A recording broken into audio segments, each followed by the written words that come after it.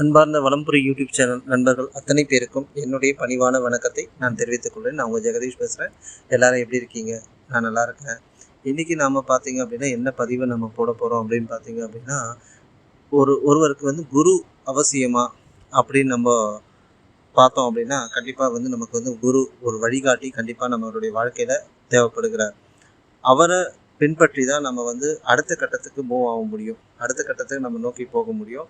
So நம்மளுடைய வாழ்க்கையில் கண்டிப்பாக ஒரு குரு அவசியம் நமக்கு தேவைப்படுகிறார். அப்படி நம்மளுடைய வாழ்க்கையில் பார்த்திங்க அப்படின்னா எண்ணற்ற குருமார்கள் நம்மளுடைய பாரத தேசத்தில் அவதரிச்சிருக்கிறாங்க.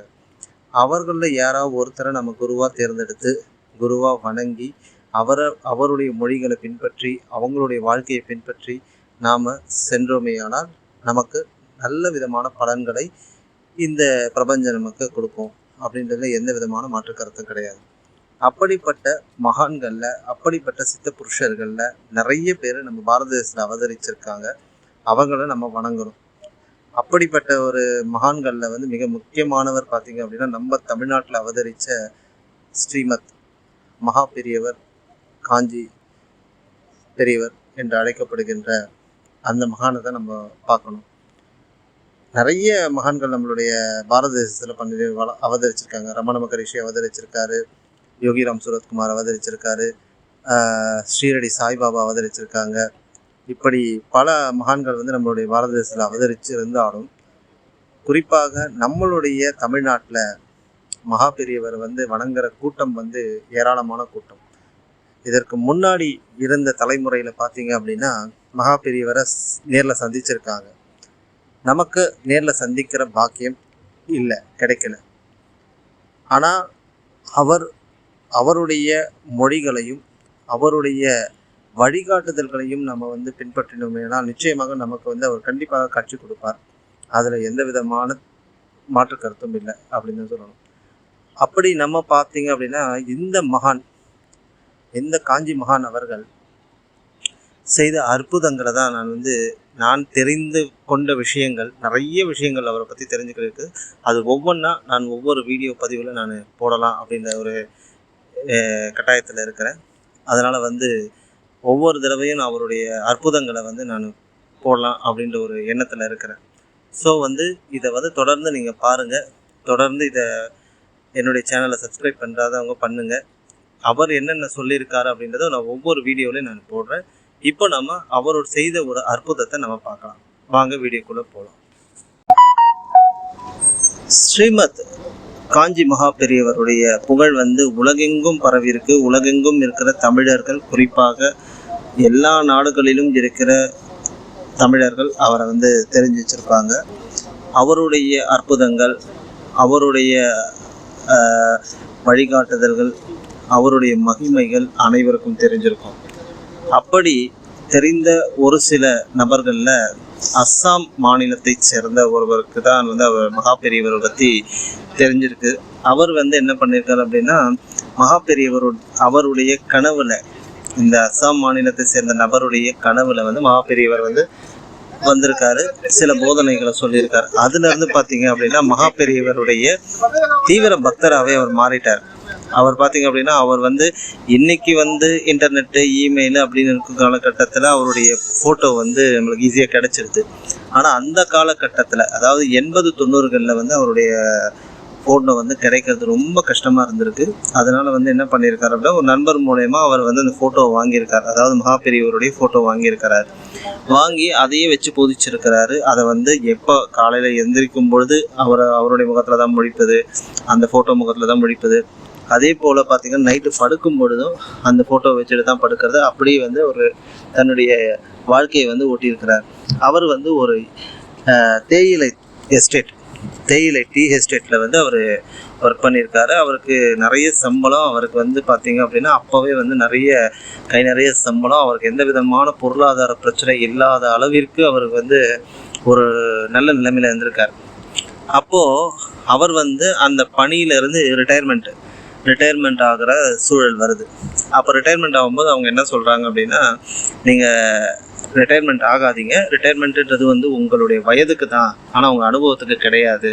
அதனால் நீங்கள் கண்டிப்பாக இந்த கம்பெனிக்கு தேவை. அதனால் நாங்கள் உங்களை இழக்க விரும்பலை. அதனால் நீங்கள் இந்த இந்த கம்பெனிலே நீங்கள் தொடர்ந்து பணி செய்யலாம், உங்களுக்கு நாங்கள் வந்து இதை விட கூடுதலாக 2 மடங்கு சம்பளம் தரோம் அப்படின்னு சொல்லியிருக்காங்க.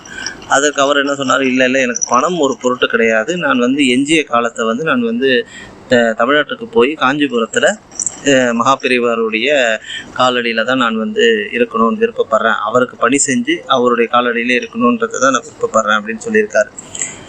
சரின்னு சொல்லிட்டு அவங்க என்ன பண்ணிட்டாங்க, அவரை மேற்கொண்டு அவர் ஃபோர்ஸ் பண்ணலை, சரி அவர் விட்டுட்டாங்க.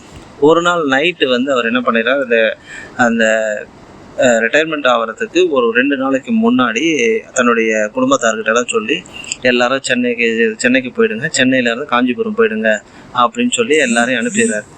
அனுப்பிட்ட உடனே அவர் என்ன பண்ணுறாரு அப்படின்னா, அங்கே அனுப்பிட்டு அவருடைய ரூமில் வந்து அவர் தனியாக இருக்கிறார். தனியாக இருக்கும் பொழுது என்ன பண்ணியிருக்காரு, அவர் நைட்டு திடீர்னு அவருக்கு வந்து நெஞ்சில் லேசாக வலி ஏற்பட்டிருக்குது அவருடைய நெஞ்சில்.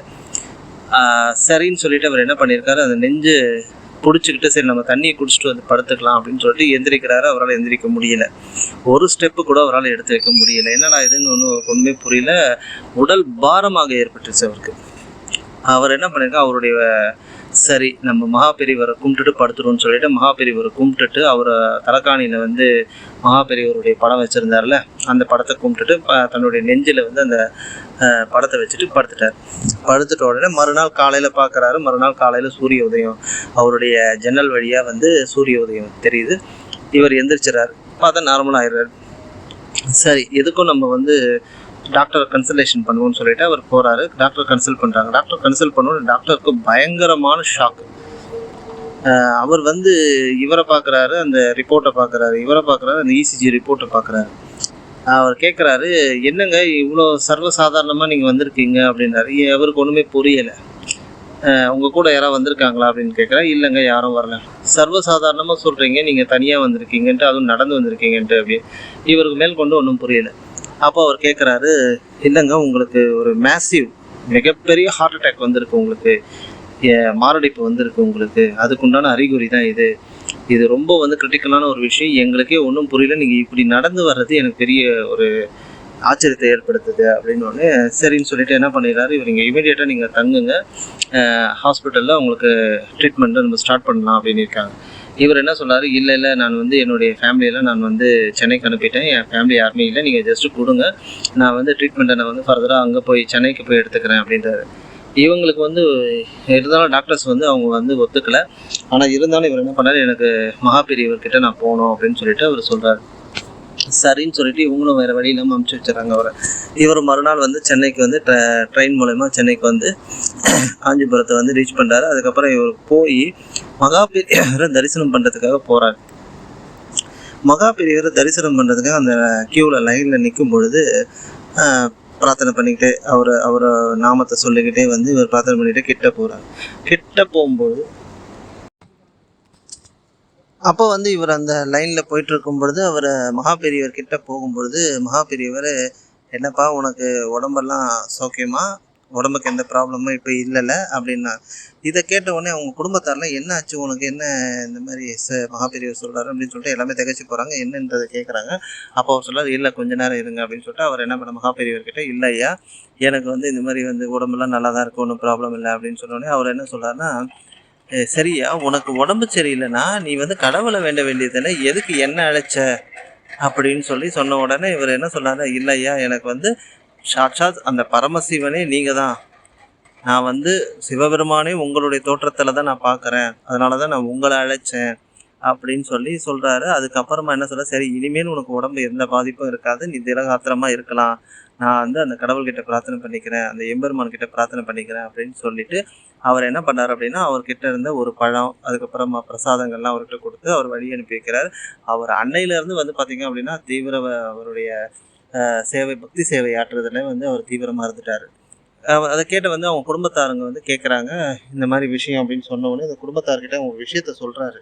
இது போல் எனக்கு வந்து இந்த மாதிரி ஒரு நெஞ்சு வலி வந்தது, அதுக்கப்புறம் பார்த்திங்கன்னா அது ஹார்ட் அட்டாக்கு அப்படின்னு சொன்ன உடனே அவங்களும் பார்த்துக்கிட்டாங்க.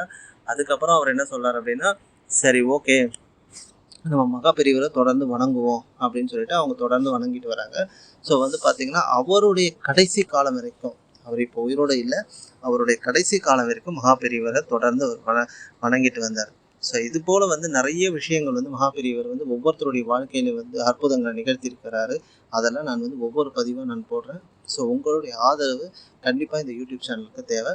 உங்களுக்கு தெரிஞ்ச மகாபெரியவருடைய அற்புதங்கள் ஏதாவது இருந்தாலும் எனக்கு வந்து கமெண்ட் செக்ஷனில் சொல்லுங்கள். ஸோ நன்றி, வணக்கம், வாழ்க வளமுடன், வாழ்க வளமுடன், வாழ்க வளமுடன்.